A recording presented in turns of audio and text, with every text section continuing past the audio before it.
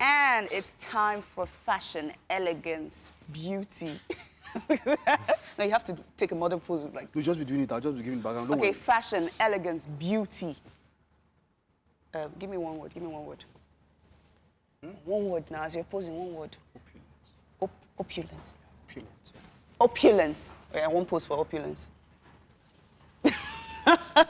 Well, we've got a stylist, a fashion blogger. We've got Gbenga Dada, a.k.a. Gbenga Smith, in the house. Good morning. Good morning. How you doing? Gbenga Art Smith. Gbenga Art Smith. Don't mind me. You know, Gbenga Dada, Gbenga Smith. Don't mind. Pardon me. How you doing? I'm very well, thank you. Awesome. You're welcome to the show today. Thank you. You look so calm. I don't want to ask him questions. No, let's not ask him questions. Let's just look at him. He's cute.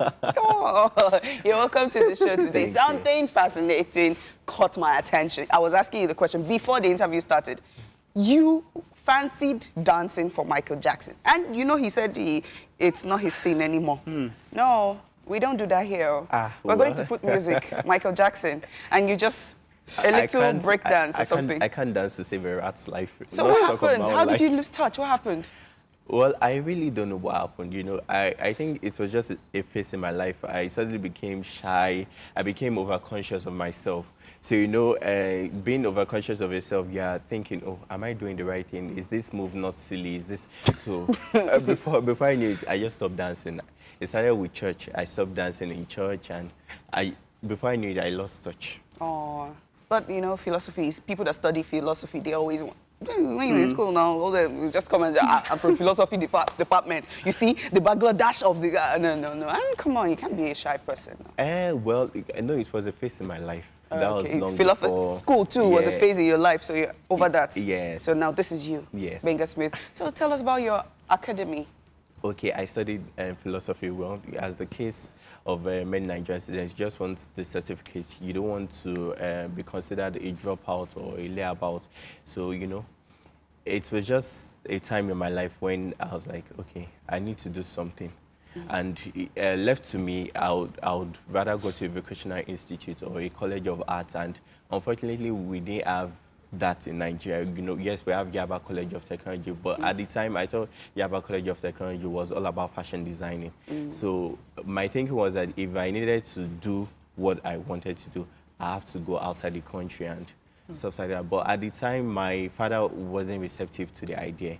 You know, he wanted me to study psychology in Ife at that time, and what happened, my subject combination wasn't right, so I eventually didn't study psychology. And you know, when I was always passing my exams, you know, so when the problem was, you know, becoming protracted, like he's passing his exams, he has everything, and he's not getting admission because he can't enter for this course, that course. So, you know, philosophy was just the last resort. All right. So I'm talking about your Art Smith Academy. I didn't want to interrupt you. Your Art Smith Academy. Art Smith Academy is where we train people to become jewelry making pro. So, you know, it's a place where you come, you discover yourself, you discover your creativity, you learn how to harness your creativity, you learn the power of, you know, arts as a whole. So it's not just about making jewelry and all that. You learn the power of arts, because I've had students come just to learn jewelry, and eventually they branch off into different things, you know, like embellishing clothes and all. So you just discover that artistic nature in you, and well, glory be to God. I can't claim all the credit. You just blow. You know, you just blow and begin to do all kinds of exploits within the arts industry. All right. You know, they always talk about male-dominated business. This is like a female-dominated business. So how have you been coping with the competition, with the acceptance? And a lot of people are like, hey, man, bead making. Nah.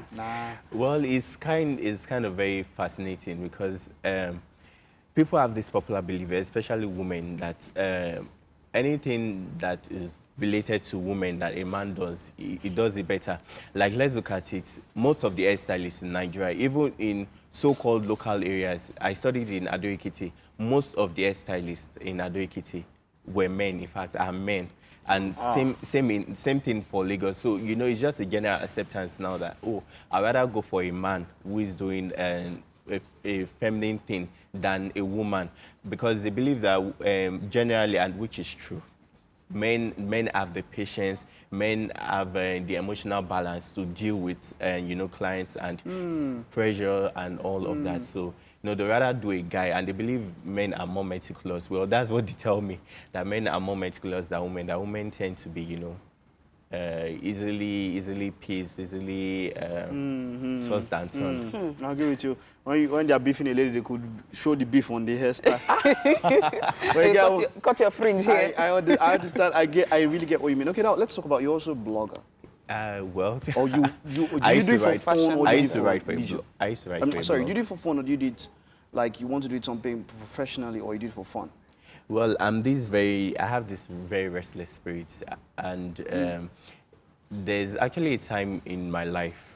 Well, let me not use life. There are actually some days in my life and that I get really, really restless, and I just want to talk about something. I have thoughts, raging in my head. I want to talk about this problem in fashion. I want to share an opinion about what I think is going on in the fashion industry, and then I get to write.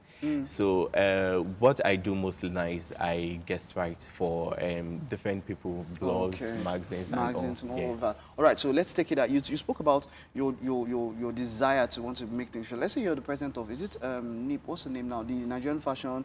As a member. There's a board. Yes. I've forgotten the name. Fadan. Yeah, Fadan, exactly. Yes, we had the president here of Lagos State.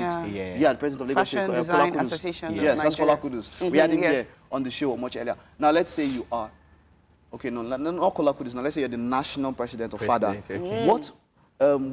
What would you put in place to make the fashion industry, to move it to the next level? I'm a member of the association, so I'm familiar with so many things that are happening, so many developments. I must give kudos to the president, that's Mrs. Fumi Ajila Ladipo. She's really doing a lot of things, like helping Nigerian designers gain visibility, not just in Nigeria, but outside Nigeria, through exhibitions, through various programs like Talent Owns, and various kinds of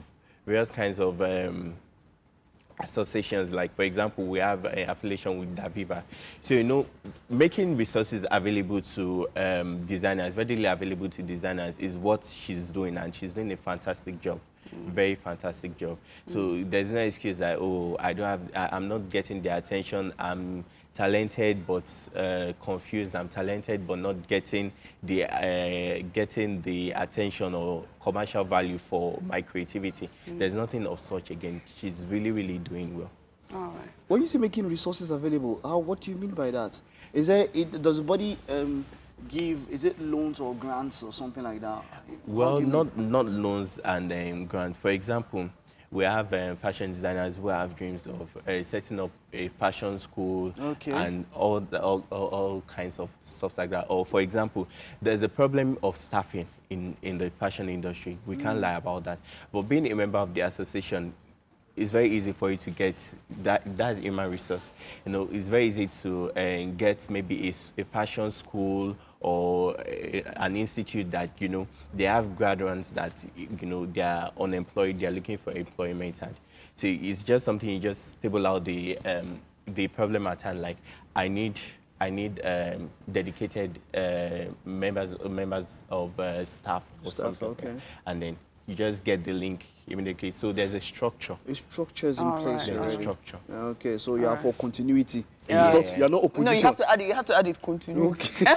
All right, so talking about bead making, it's, I don't know, I have the mind that it may fizzle out because everybody has an idea. Yes, the fashion, the style may be unique and creativity and all that, but when you come out from school, the first thing you learn, NYSD camp, they're already teaching you how to make beads online. There are instructions on what to do. Some parents that know how to do that, they teach their kids. So everybody has a knowledge of it. Don't you think after a while, I don't. It's going to...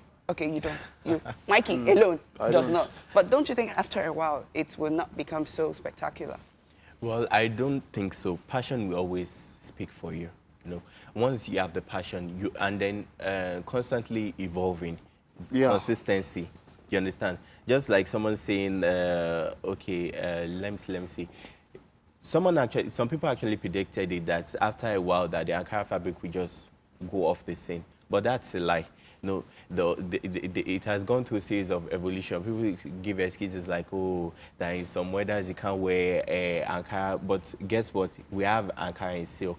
So you can wear it as a beach wear, you can wear it in summer, we even have Ankara jackets, winter jackets. So, you know, it's just about creativity and rebranding, re-strategizing. So once you have that in place, I don't think it can ever fizzle out. All right. Do you belong to the, pardon me, do you belong to the school of thought that believe that, okay, we have to maintain the African style of fashion, that the influence from outside is really not really well, I don't acceptable? believe that. You know, it's a case of best of both worlds. We have us, and we can always learn. No man is an island, as they say. So there's always room for incorporating different ideas. You know, I'm all for collecting different influences. Like, I'm not strictly inspired by African jewelry designers. You know, I see the works of people that are not even African at all. I see the works of people who make diamonds. I don't make diamonds. And then I'm influenced to do something along that line or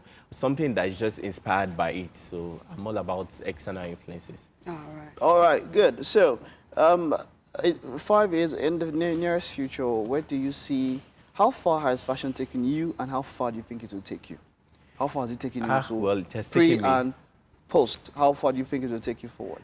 It has taken me far. It has. You know, it has brought me before kings and queens, people that I never ever expected to see. And then it has given me the respect I never sought out to get. It has given me the respect that sometimes I feel I don't deserve this much attention and respect. But you know, it has given me a lot of that, and you know, is really something that I'm grateful for. Yes. Then in 5 years' time, I hope it will take me to, you know, greater levels internationally. You know, I want to stand side by side with notable designers all over the world, and you know, own my space. Your space, exactly. Your niche. Carve out your own niche. You know, it's not like oh, this person is more superior to me. I'm myself. I own my own space. Place side by side with an international designer. So definitely, and then I want my brand to, you know, become well, that may sound cliche, that I want it to become an household name. You know, 5 years, 10 years time, people still hear about Art Smith, and people aspire, people pattern their business after Art Smith. They aspire to have the greatness of Art Smith. Awesome, awesome. All right, thank you very much. She wants you to ask you something. Silly question. I don't know. Do you have a girlfriend? Before we round up. You have a girlfriend? No, I don't. Why?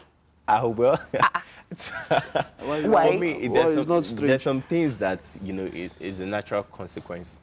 You don't influence it, you don't go out to. And then I'm in a time in my life that I have to be careful about the choices that I make in terms of friendship, in terms of relationship and all that. If not, you know, I've seen people who used to be a great force to be reckoned with, and I'm trying not to mention a name. You know, a great force to reckon with, and all of a sudden, Eves and Delilahs, you know, they just fizzle out like that. And all thanks to what? Relationship. You know, the pressures of handling a relationship and a business and all that. I'm not saying it's a problem. I'm saying, you know, first things first, you have to, like the Bible will say, prepare your work in the field. It's all about priorities. You know, after the work in the field is done, then you come home and then you settle for something. Word. All right, word. Thank you very much. This guy's a nice guy. Plenty of explanation. Hey, just say yes or no. Yes or no. Thank you very much. It's been great having you on the show. Nice to have you. That's been the Breakfast Show. We had Gbenga Art Smith in the house, a beat maker, writer. AKA Michael Jackson, dancer, aspirer, somebody. All right. It's been a great show. We will see you on the morrow.